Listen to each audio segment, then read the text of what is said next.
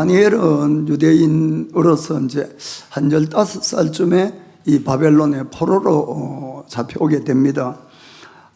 그럼에도 불구하고 그는 바벨론의 또 총리가 되었고, 또 나라가 바뀌어서 메대와 바사 나라가 되었을 때도 그곳에서 총리를 하게 됩니다.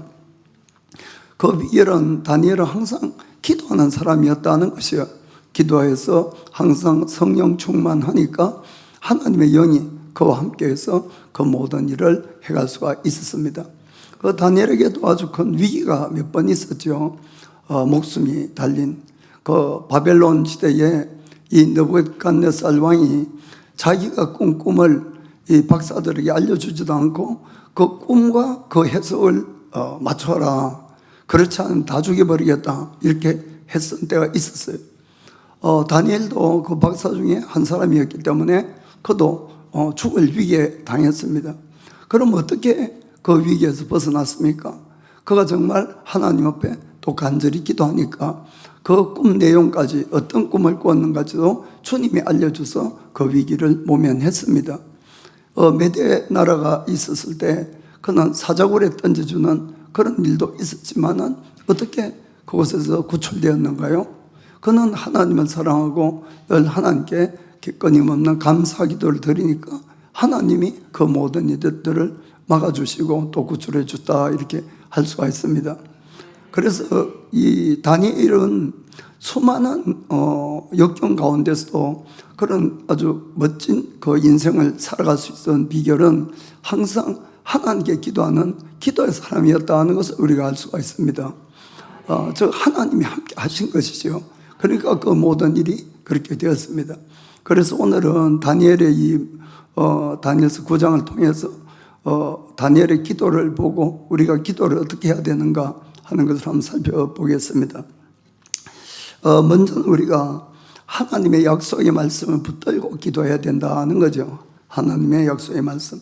자, 다니엘서 9장 1절부터 3절 보겠습니다. 자, 메대 족속 아하수에로의 아들 다리오가 갈대아 나라 왕으로 세움을 입던 원년, 곧 그 통치 원년에 나 다니엘이 서측으로 말미암아 여호와의 말씀이 선지자 예레미야에게 임하여 고하신 그 연수를 깨달았나니 곧 예루살렘의 황무함이 70년 만에 마치리라 하신 것이니라. 내가 금식하며 베옷을 입고 죄를 무릅쓰고 주 하나님께 기도하며 간구하기를 결심하고. 아멘. 이 다니엘이 그때 이제 성경은 지금처럼 이런 성경이 아니고 가죽종이나 뭐 이런 걸로 된 두루마리 책이죠. 그 다니엘이 그 중에 그 예레미야 선지자가 쓴 또 성경을 가지고 있었던 것 같아요. 그래서 그것을 읽는 동안에 그것에 보니까 제가 이 기침이 자꾸 나오려고 그래서 좀 그 이해를 좀 해주시기 바랍니다. 이 봄마 되면 천식이 자꾸 나와가지고 그래서 다니엘이 이제 예레미야서 29장 10절 보겠어요. 29장 10절에 이 예레미야서에 있는 내용이에요. 나 여호와가 이같이 말하노라. 바벨론에서 70년이 차면 내가 너희를 권고하고 나의 선한 말을 너에게 실행하여 너희를 이곳으로 돌아오게 하리라. 아멘. 이것이 이미 예언이 되어 있었던 거죠. 그거를 이제 발견을 했어요. 그러자 그가 금식하면서 베옷 입고 죄를 무릅쓰고 하나님 앞에 간절하게 이제 간구하는 장면이 여기 나오게 되는 겁니다.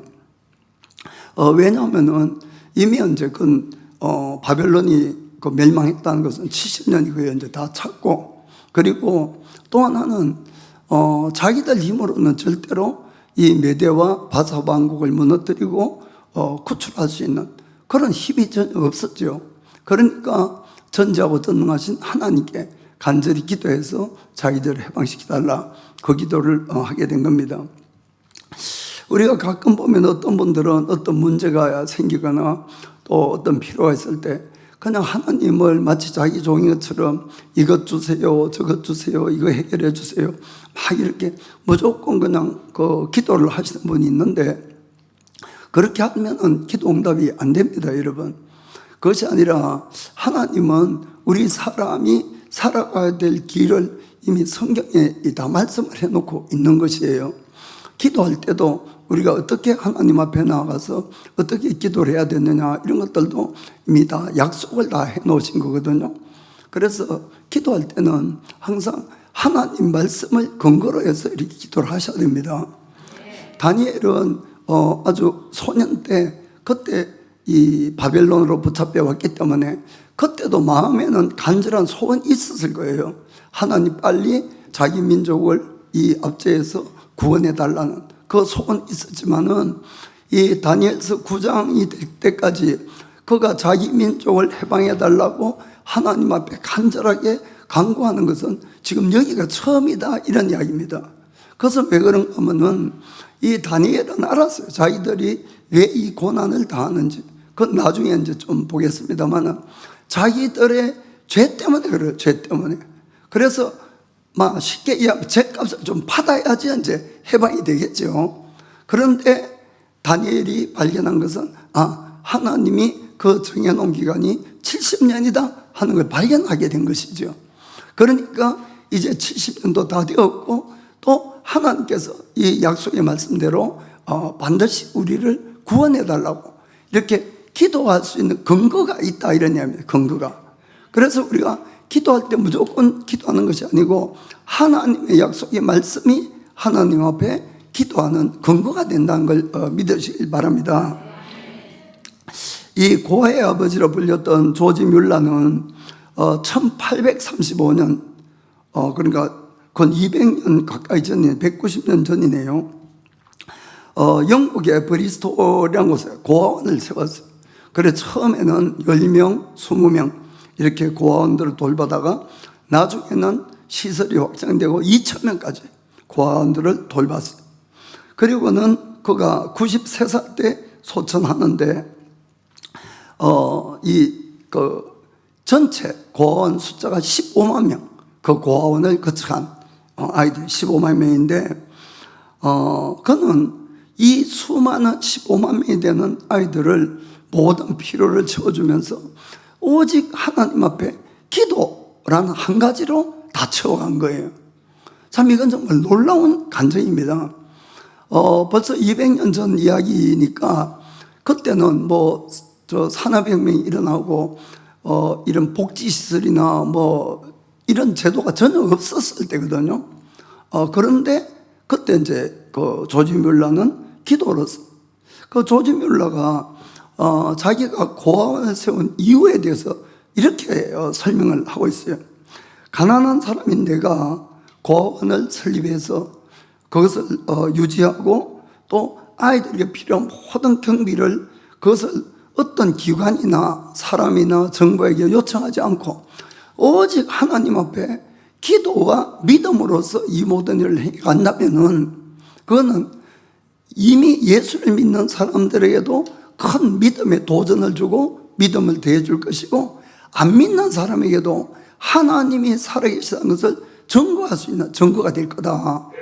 그게 목적이었어요. 정말 믿음의 사람. 그러고는 이분은 정말로 누구에게도 요청을 청하지 않고 그분은 기도로서 오직 정말 이 15만 명이나 되는 이 아이들을 다 먹여 살렸던 겁니다. 그 어떤 분이 조지 뮬러에게 당신은 기도할 때마다 응답을 받는데 그래서 조지 뮬러는 그 기도 응답 받는 걸 자세하게 이렇게 꼼꼼하게 적어놨어요. 그 숫자가 5만 번. 그러니까 그걸 35년 동안 사역을 했으니까 나눠보니까 하루에 몇 번씩 기도 응답 받은 거예요. 하루에도. 그렇게 받습니까? 1년에 몇 번씩 받습니까? 그분은 하루에도 몇 번씩 기도 응답을 받아왔던 거예요. 그래, 그분이 어떻게 당신은 기도하는 것마다 그렇게 응답을 받느냐. 그러니까 조지 뮬러가 하나님의 약속을 근거해서 기도하십시오. 그게 이제 비결이야, 그게. 실제로, 그래서 조지 뮬러는 기도할 때에 항상 성경책을 들고 다니는 거예요.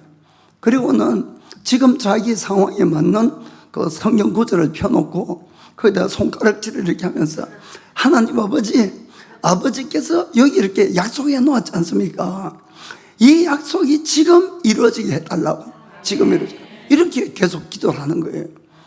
그러니까 그러잖아요. 부모님들하고 생일 때 되면 내가 선물 사주겠다 약속을 했어요. 그 부모가 잊어버렸어요.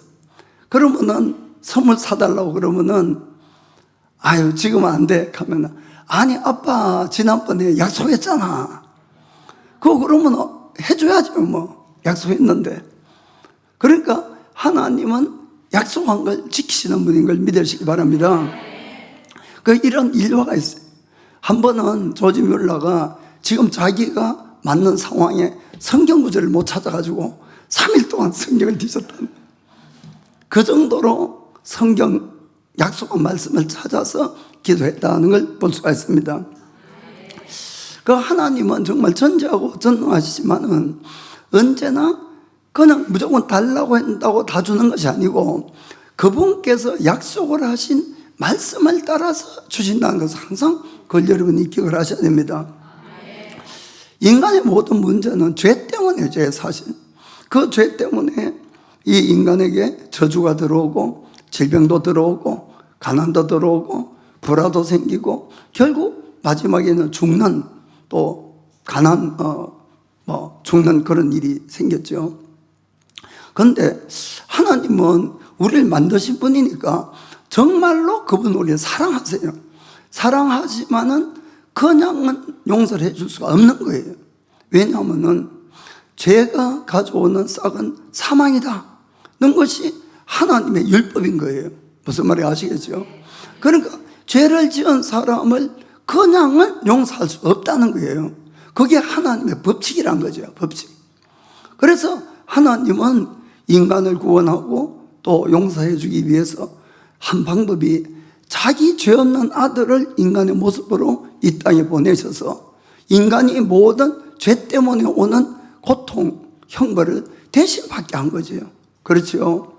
질병 때문에 채찍에 맞게 하시고, 불화 때문에 법정에서 또 십자가에서 죽게 하시고, 저주를 또 없애려고 십자가에서 죽게 하시고, 그리고 마지막에 죽음조차도 십자가에서 죽이셨잖아요.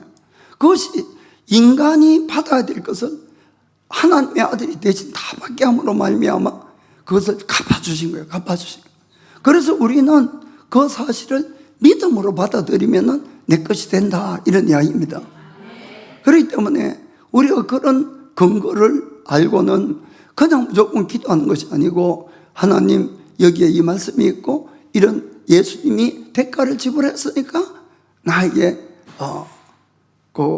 이제 그런 복을 내려달라고, 필요를 채워주시고 또 문제를 해결해 달라고, 이렇게 우리가 기도해야 될 줄 믿습니다. 그래서 우리가 다 아는 이야기지만은 예수님이 우리를 대신해서 희생하심으로 말미암아 우리 어떤 은혜의 약속들이 주어졌는가. 먼저 죄 사함에 대해서 죄 사함. 자, 베드로전서 2장 24절. 자, 앞부분 보겠습니다. 친히 예수님이 나무에 달려 그 몸으로 우리 죄를 담당하셨으니 이는 우리로 죄에 대하여 죽고 의에 대하여 살게 하려 하심이라. 아멘. 그래서 예수님이 죄사함을 받는 길을 열어주셨어요. 그럼 우리는 어떻게 죄사함을 받느냐. 자, 요한일서 1장 9절에 보면은 만일 우리가 우리 죄를 자백하면 저는 미쁘시고 의로우사 우리 죄를 사하시며 모든 불의에서 우리를 깨끗게 하실 것이요. 아멘. 내 죄를 인정을 해야 되는 거예요. 내 죄를 인정하고 회개하고 그것을 하나님 앞에 토해내야 된다. 아멘. 그러면은 모든 죄를 사해 주시다는 거예요.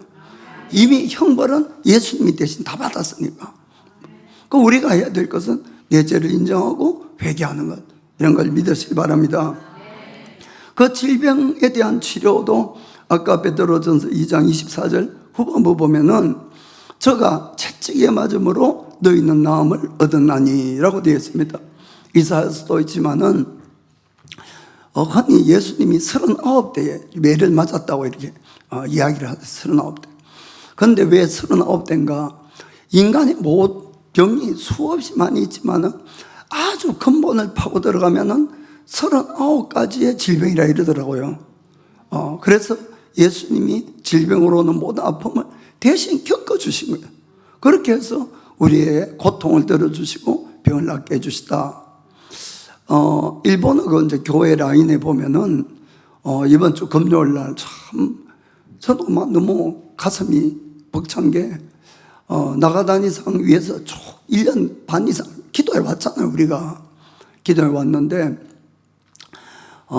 이제 전립선암부터 시작을 해가지고 작년에 이제 이 후두암 걸리고 그때 좀 절망스러운 말을 많이 들었어요. 제가 후두암뿐만 아니고 인파에도 이 전이 되고 이 또 갑상선까지 또 전이 됐다 그랬어요. 그때 사실. 그런데 이번에 이제 치유가 딱 일어나니까 그래 금요일 날 가서 이제 받았는데 암이 싹 없어진 거예요. 전부 다. 이 갑상선암까지 없어진 거예요. 할렐루야. 그 정말 이거는 너무너무 놀라운 일이에요. 여러분이 암 걸려가지고 한번 나와보세요. 정말 감사한 일이죠. 그러니까 하나님이 안 하시고는 이 갑상선은 치료도 안 한 거예요. 사실은 안 했는데 그 암까지 다 없어진 거예요. 그러니 정말 얼마나 놀랍고 감사한지 모르겠어요. 그러니까 예수님이 이미 우리를 위해서 그렇게 대가를 지불해서 우리가 병을 나을 수 있는 근거가 생긴 것을 꼭 믿으시기 바랍니다. 예수님은 또 우리의 모든 저주도 다 끊으셨어요. 갈라디아서 3장 13절 보면은 13절 갈라디아서 3장 13절에 그리스도께서 우리를 위하여 저주를 받은 바 되사 율법의 저주에서 우리를 속량하셨으니 아멘. 제 저주도 예수님이 대신 받았기 때문에 우리는 믿음으로 저주가 끊어질 수가 있다는 걸 믿으시기 바랍니다. 빈곤의 문제에 대해서도 고린도후서 8장 9절 보면은 우리 주 예수 그리스도의 은혜를 너희가 알거니와 부요하신 자로서 너희를 위하여 가난하게 되심은 그의 가난함을 인하여 너희를 부요케 하려 하심이니라. 아멘. 결국 죄에 대한 모든 형벌을 대신 받은 거예요. 예수님이 대신 지불해 준 것을 믿으시기 바랍니다. 그래서 우리가 경제적인 문제가 있을 때도 이 구절을 가지고 우리가 기도할 수 있다는 걸 믿으시기 바랍니다. 자, 불화에 대해서도 에베소서 2장 14절부터 16절 보겠습니다. 그는 우리의 화평이신지라 둘로 하나를 만드사 중간에 막힌 담을 허시고 원수된 것 곧 음원에 속한 계명의 율법을 자기 육체로 폐하셨으니 이는 이 둘로 자기 안에서 한 세 사람을 지어 화평하게 하시고 또 십자가로 이 둘을 한 몸으로 하나님과 화목하게 하려 하심이라. 원수된 것을 십자가로 소멸하시고 아멘. 여기 두 사람 가는 것은 유대인과 이방인을 이야기합니다. 이 두 사람들을 예수님 안에서 하나 되게 하시고 또 그 하나 된 사람들을 하나님과도 화평케 하는데 그건 어떻게 한다고 되어 있습니까? 예수님이 십자가에서 원수된 것을 다 소멸해 주셨다. 아멘. 그래서 주님이 항상 다 갚아주셨기 때문에 우리가 이 은혜를 누릴 수 있다는 걸 믿으시기 바랍니다. 또한 우리의 모든 의식주에 대한 필요에 대해서 성경은 이렇게 권면합니다. 마태복음 6장 33절 보면은 너희는 먼저 그의 나라와 그의 의를 구하라. 그리하면 이 모든 것을 너희에게 더하시리라. 이 모든 것이 의식주에 대한 이야기입니다. 그래서 우리가 살아가면서 늘 우선순위를 잘 정해서 살아가셔야 돼요. 늘 우리에게 영생을 주시는 하나님이 첫 번째가 돼야 된다는 걸 믿으시기 바랍니다. 그래서 하나님께서는 우리를 정말 사랑하던 표가 뭐냐?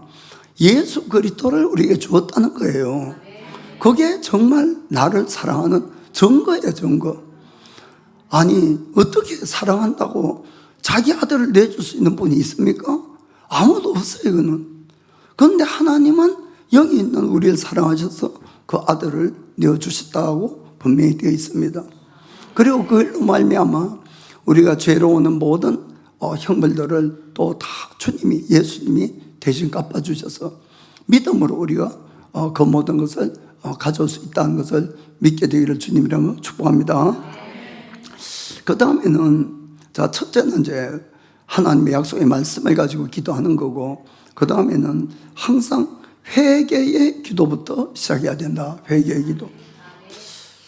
다니엘은 이 이스라엘 나라가 멸망하고 또 이스라엘 백성들이 지금 이 바빌론에서 노예 생활하고 하는 이 모든 것이 자기들이 하나님의 명령을 거역하고 또 그것을 지키지 않았고, 또는 자기들의 죄라는 것을 인정하고 그 하나님 앞에 자기들의 죄를 용서해달라고 간절하게 기도하는 시작한 겁니다. 자, 다니엘서 9장 5절에서 6절 먼저 읽겠어요.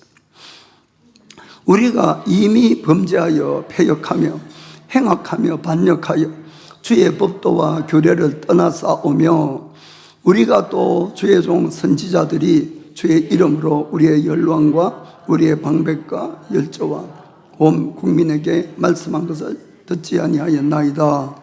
자, 10절 11절.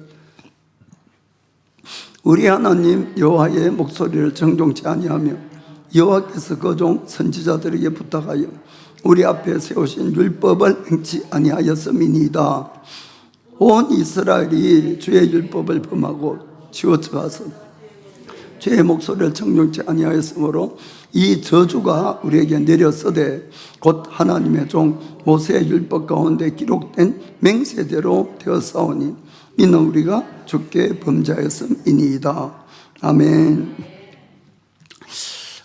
이 다니엘은 9장 거기 보면은 4절부터 19절까지 이 16절이나 되는 이 긴 내용이 전부 회개하는 그런 내용이에요. 회개 기도 16절. 하나님, 우리가 하나님의 명령을 거역하고 지키지 않았기 때문에 지금 이 큰 저주를 받고 있습니다. 그것은 우리가 죄를 범했기 때문에 이 재난을 받는 것은 당연한 거지만, 그러나 사유하심과 긍휼하심이 하나님께 있사오니 제발 우리를 불쌍히 여기시고 이 죄를 사해 주시고 우리를 구원해 달라고, 그 내용을 이제 계속 이렇게 하고 있는 겁니다. 그런데 우리가 이제 이 다니엘이 이 기도를 하는 내용을 보면은 계속 우리가 이렇게 기도를 하는 거예요. 사실은 다니엘은 의인이에요. 의인. 에스겔서에 보면은 의인 세 사람을 하나님이 이야기하는데 노아와 욥과 다니엘이에요. 사실은 그 의인인데, 다니엘은 그리고 지금 포로되어 온 지 70년이죠. 70년.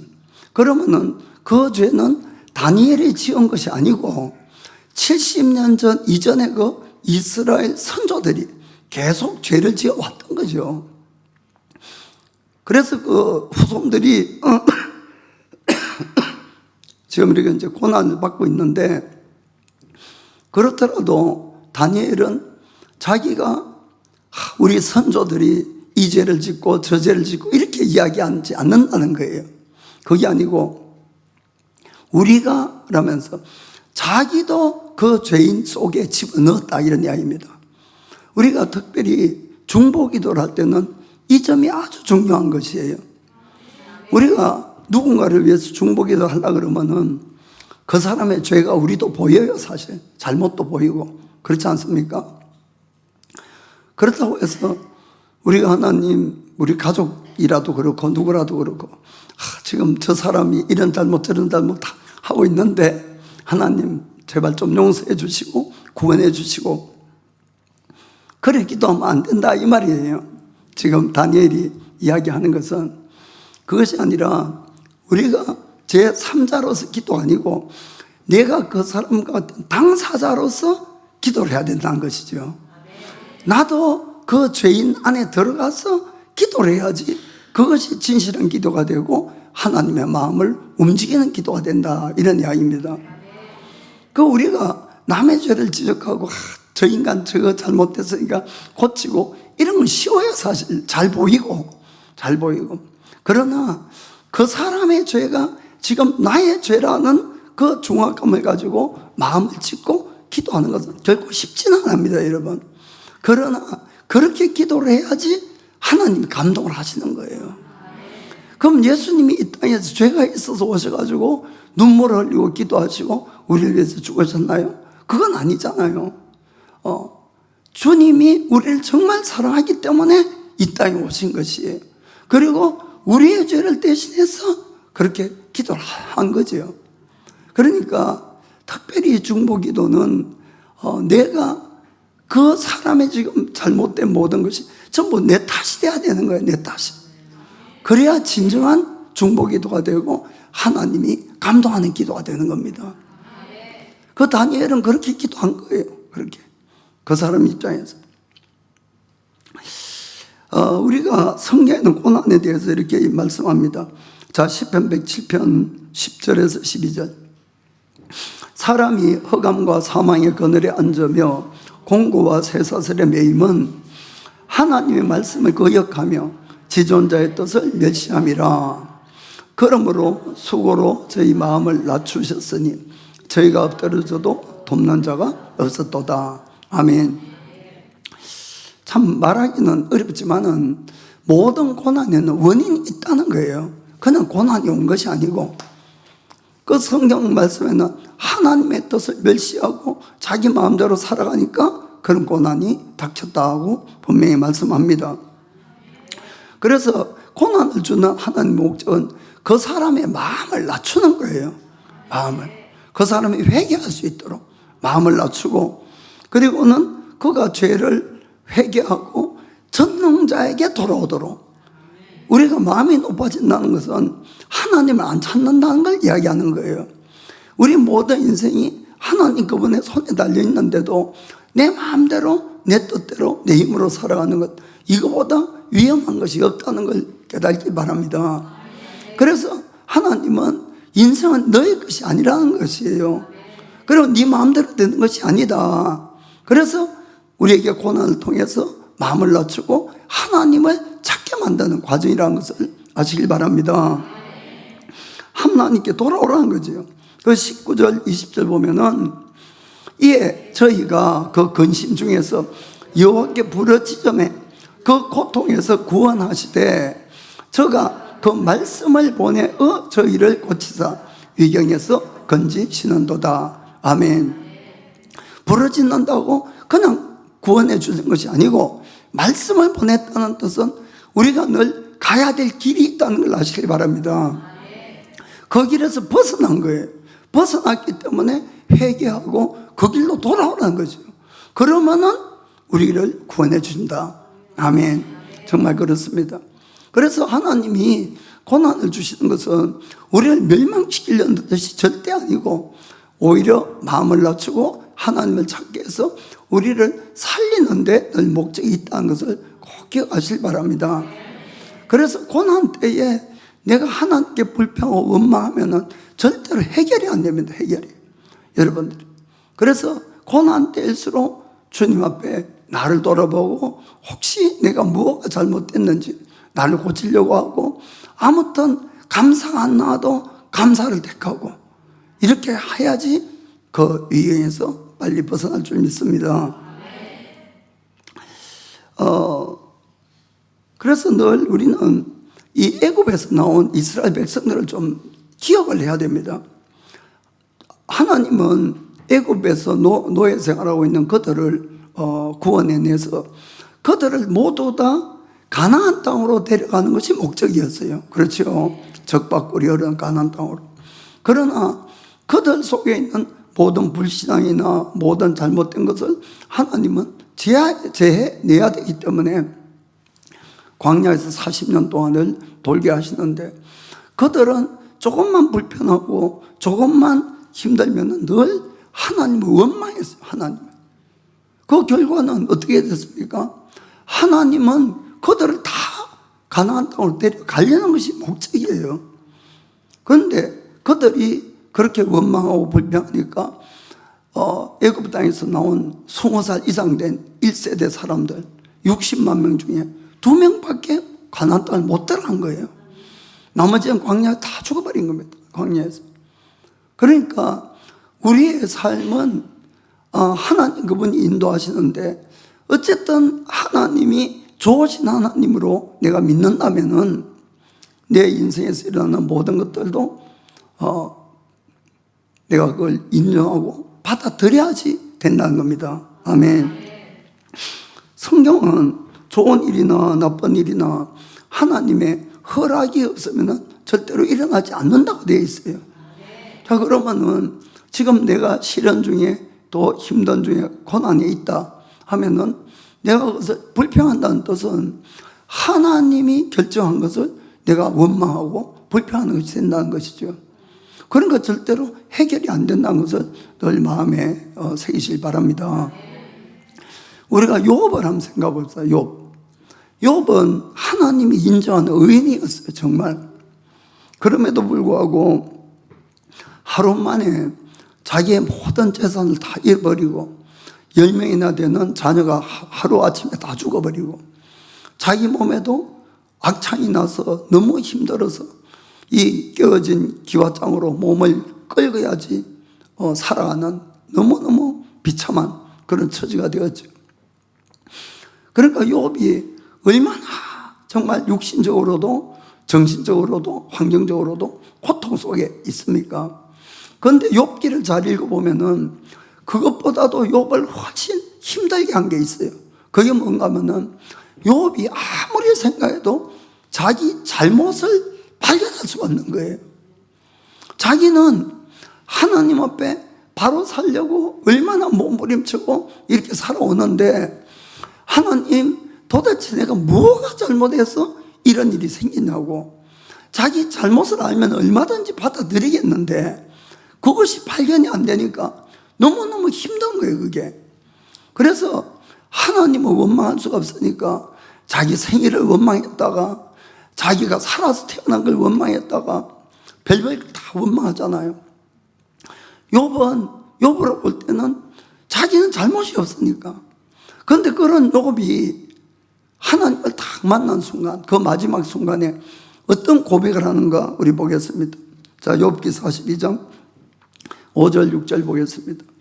내가 죽게 대하여 귀로 듣기만 하였었더니 이제는 눈으로 주를 배움나이다.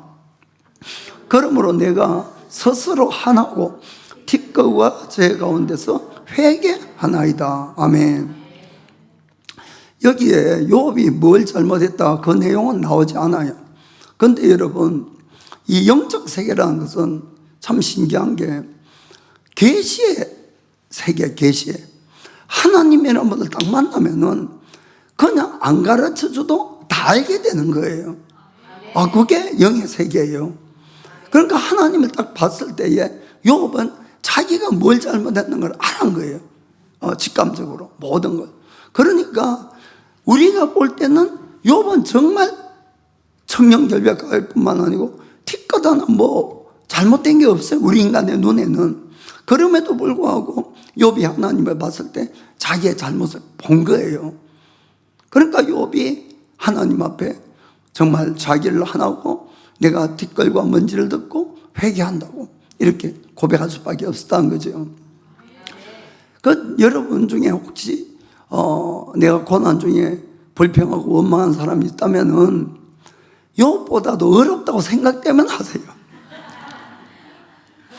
욥보다도 어렵다고 생각되면. 그러나 내가 욥보다도 어렵지는 못하다 생각하면은 그냥 생각이 안 나도 인정하세요. 인정. 내 잘못을 인정하지 않고는 절대로 한 발도 앞으로 못 나간다는 거예요. 나는 모르지만은 하나님은 아시는 것이지. 그래서 여러분들이 정말 이 복 있는 사람은 회개 기도를 잘하는 사람이에요. 자식이 여러 명이 있다고 합시다. 그래가지고 잘못을 했어요.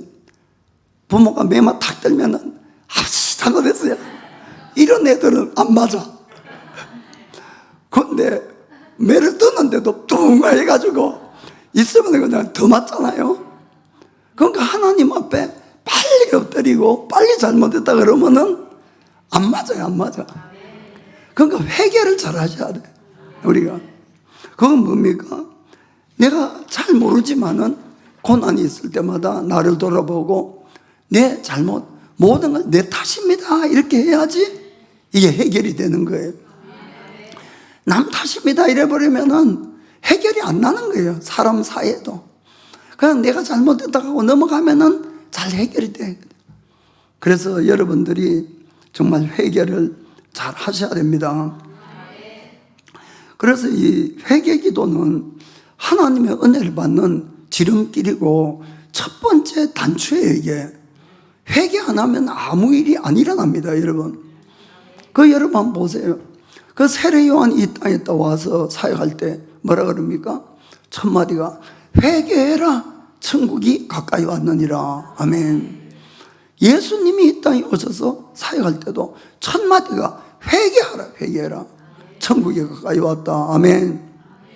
그 인간의 모든 잘못은 내가 인정하든 인정 안 하든 우리의 죄 때문이니까요. 우리의 죄 때문에 이 모든 일이 일어나고 있는 것이에요. 그러니까 내가 모르고도 지을 수 있는 죄도 많이 있다는 거죠.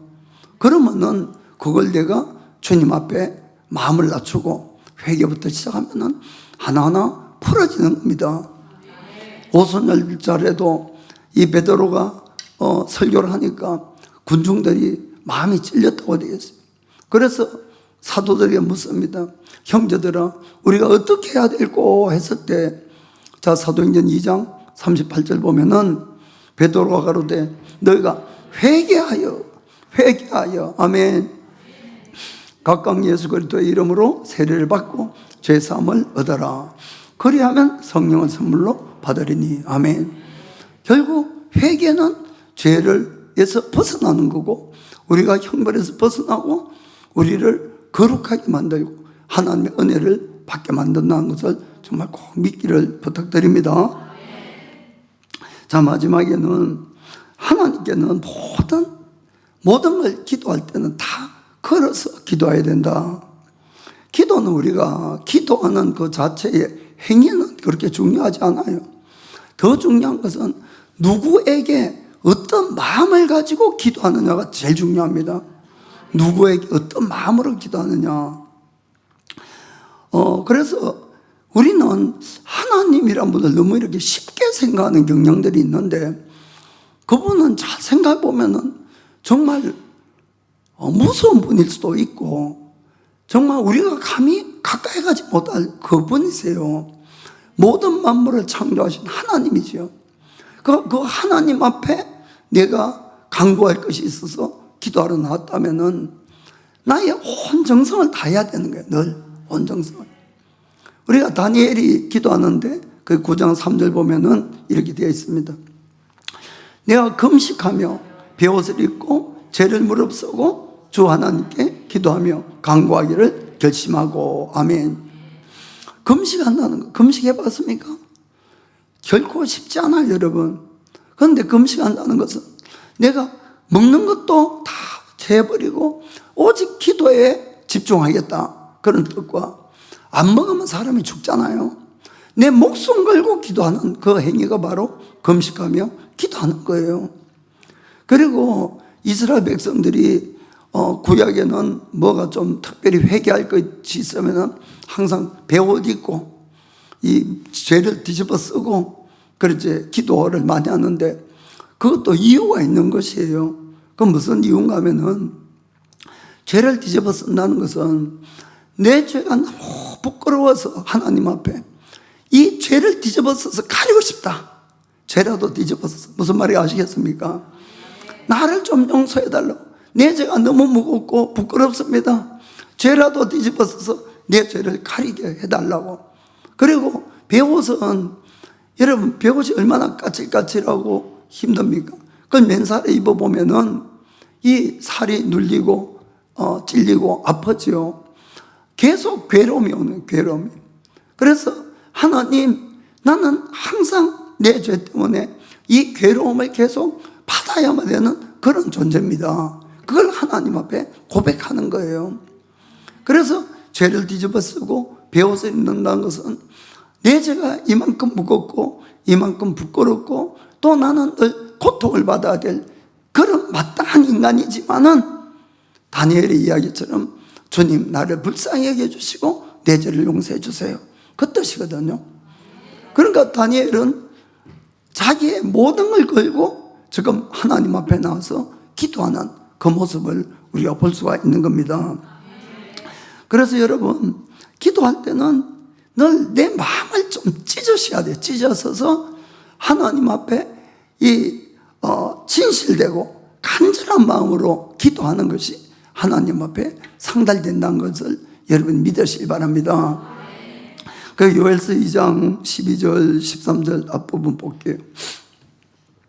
여호와의 말씀에 너희는 이제라도 금식하며 울며 애통하고 마음을 다하여 내게로 돌아오라 하셨나니 너희는 옷을 찢지 말고 마음을 찢고 너희 하나님 여호와께로 돌아올지어다. 아멘.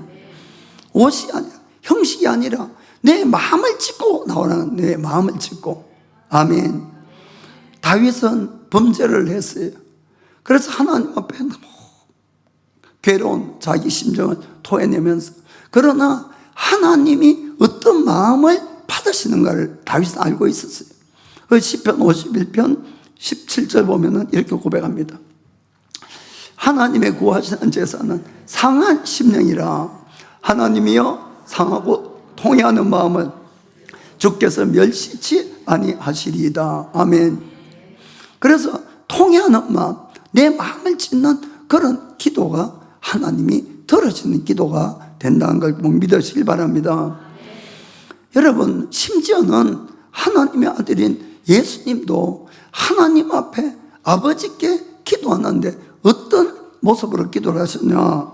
자, 누가복음 22장 44절 보면은 예수께서 힘쓰고 애써 더욱 간절히 기도하시니 땀이 땅에 떨어지는 핏방울같이 되더라. 아멘. 여러분, 기도 열심히 해서 내 땅이 막 핏방울이 툭툭툭 떨어지지 기도해 본 사람 손 들어 보세요. 없지요. 사우나 가서 기도하면 막 그래 되겠지만. 그런데 예수님은 그 중동지방에서 땀도 안 나는 누가 그러시더라고. 이 땀 나기 전에 이제 하도 기온이 높고 하니까 다 적말한다고. 그러니 땀이 빗방울처럼 떨어지기까지는 얼마나 많은 땀을 흘려야 그러냐, 막 그렇게 말씀도 하시던데, 그렇습니다. 예수님조차도 정말 얼마나 간절히 기도하셨으면은 땀이 빗방울이 떨어지는 것처럼 그렇게 기도하셨다고 되어 있습니다. 그 여러분들이 정말 하나님 앞에 그냥 형식적인 기도가 아니고 좀 마음을 다하는 기도를 좀 하셔야 됩니다. 그러면은 들어주세요. 마음을 찢는 기도. 아멘. 그런데 다니엘이 그렇게 기도를 하니까 9장 20절 이후에 보면은 이제 천사 가브리엘이 응답을 가져오는데 이건 다음 시간에 하겠습니다. 그래서 먼저 기도할 때는 어쨌든 포기하지 말고 끝까지 기도하셔야 돼요. 끝까지. 그게 먼저 중요합니다. 그 마태복음 15장에 보면은 이 가나안 여인의 기도가 나오는데 그녀에게는 이 악한 귀신이 들린 딸이 있었어요. 그래서 예수님의 소문을 듣고 예수님 그 지방에 왔을 때 막 뛰어나갑니다. 예수님 부디 내 딸을 불쌍히 여기시고 자기도 불쌍히 여기서 그 딸을 좀 고쳐달라고 이렇게 막 외쳤어요. 그런데 예수님이 한 말씀도 안 했다고 해요. 한 말씀도. 우리가 여러분 하나님 앞에 기도를 하면은 하나님이 기도를 들으시지만은 우리 기도에 대해서 응답하는 이 과정이라든지 또 시기라든지 방법이라든지 이런 것이 다 다른 거예요. 다른 거예요. 그런데 너무너무 중요한 거는 저는 여러분들이 기도를 했을 때에 하나님은 그때그때 나에게 주시는 그 응답이 나에게 가장 유익이 되는 응답인 것을 그걸 믿어야 된다는 거예요. 저는 많은 분들이 기도해서 내 기도 계획대로 응답이 오면은 할렐루야 감사한데, 내가 그렇게 기도하는데도 내 소원대로 응답이 안 오면은 참 많은 분들이 실망도 하고 또 불평도 하고 이런 것은 좀 많이 봐요. 그것은 전혀 믿음이 있는 것이 아닙니다, 여러분. 여러분, 이 여인을 한번 보시길 바랍니다. 예수님이 대답도 안 한 거예요. 예를 들어서 이것이 그냥 짧은 순간에 일어난 사건이라 그렇지만은 이것을 한 1년간 쭉 늘려가지고 했다고 보면은 2달, 3달 기도해도 전혀 아무 응답이 없다. 그래도 생각할 수 있잖아요. 그런데도 이 여인은 기도를 포기하지 않는 거예요. 하지 않고. 그래도 외치면서 내 딸을 살려달라고 막 이렇게 하니까 예수님이 겨우 한마디 하신다는 말씀이, 나는 이스라엘의 사람들의 잃어버린 양들 외에는 보냄을 받지 않았다. 그러니까 이방인인 당신들에게는 내가 뭐 해줄 것이 없다. 이런 식으로 거절을 해버리는 거예요. 거절을.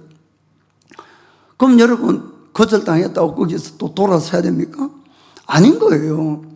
이 여인은 그 소리를 듣고도 더 예수님 오히려 가는 앞에 가서 무릎을 꿇고 이제 하나님 예수님께 간구했다, 이렇게 되어 있습니다. 그러니까 내가 원하는 답이 안 와도 끊임없이 두드리고 기도하셔야 된다는 거죠. 그러니까 예수님이 그때 아주 놀라운, 이 여인이 쇼크되는 이야기를 하는 거예요. 자, 마태복음 15장 26절에 대답하여 가라사대 자녀의 떡을 취하여 개들에게 던짐이 마땅치 아니하니라. 아멘. 아니, 응답해 주기 싫으면 그만이지 왜 개취급까지, 개취급까지. 여기 이 여인 저는 정말 대단하다고 봅니다.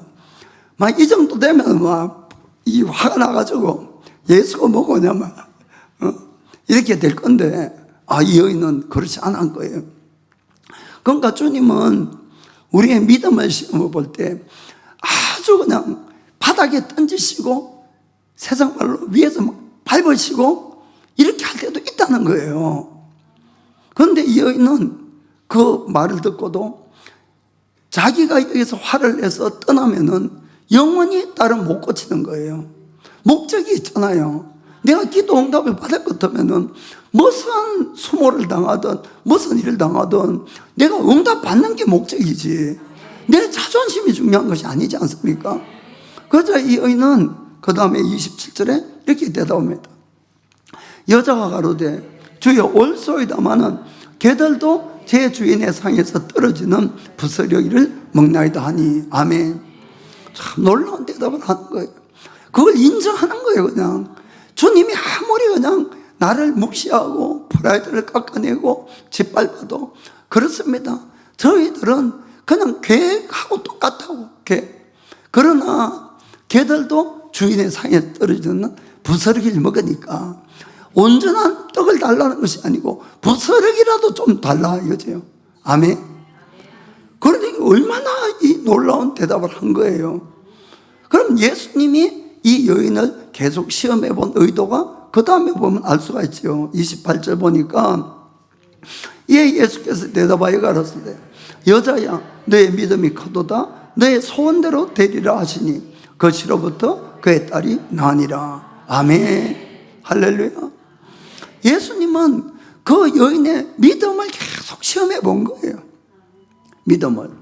그러니까 여러분, 우리가 주님 앞에 기도해서 응답이 안 온다 하는 것은 그것은 하나님이 지금 나의 여러 가지를 지금 테스트하고 있다 이렇게 생각하시면 되는 거예요.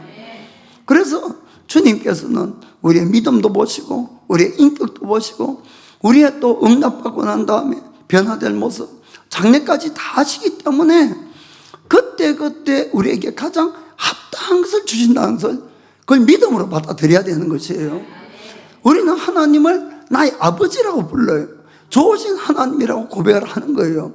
그러면 그분이 정말 좋으신 하나님이고 나의 좋은 아버지시라면은 왜 나에게 좋은 것을 주지 않겠냐 하는 이야기입니다.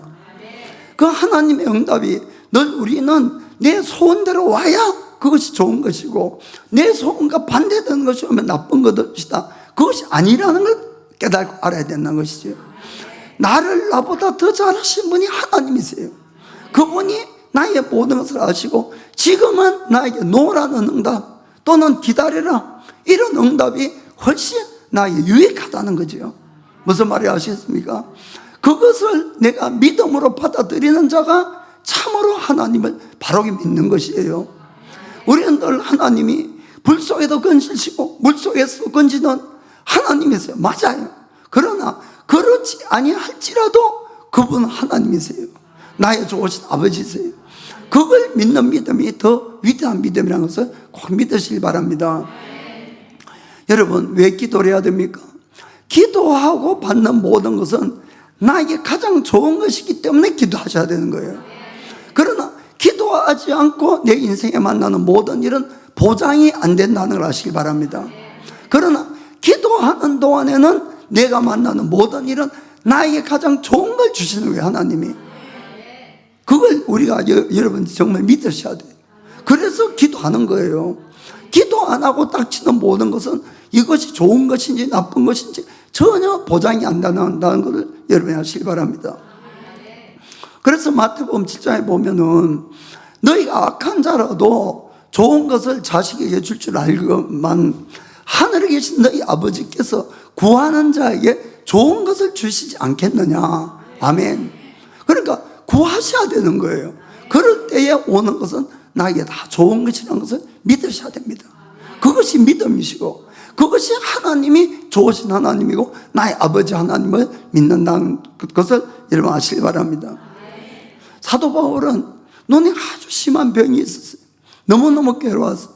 어느 날 하나님 앞에 이 눈병을 낫게 해달라고 3번이나 간절히 기도했다고 성경에 되어 있어요. 그런데 응답이 뭐라고 왔습니까? 나의 은혜가 너에게 족하도다 하시고는 안 고쳐주시는 거예요. 아니, 사도 바울이 얼마나 힘들게 복음을 전하고 다닙니까?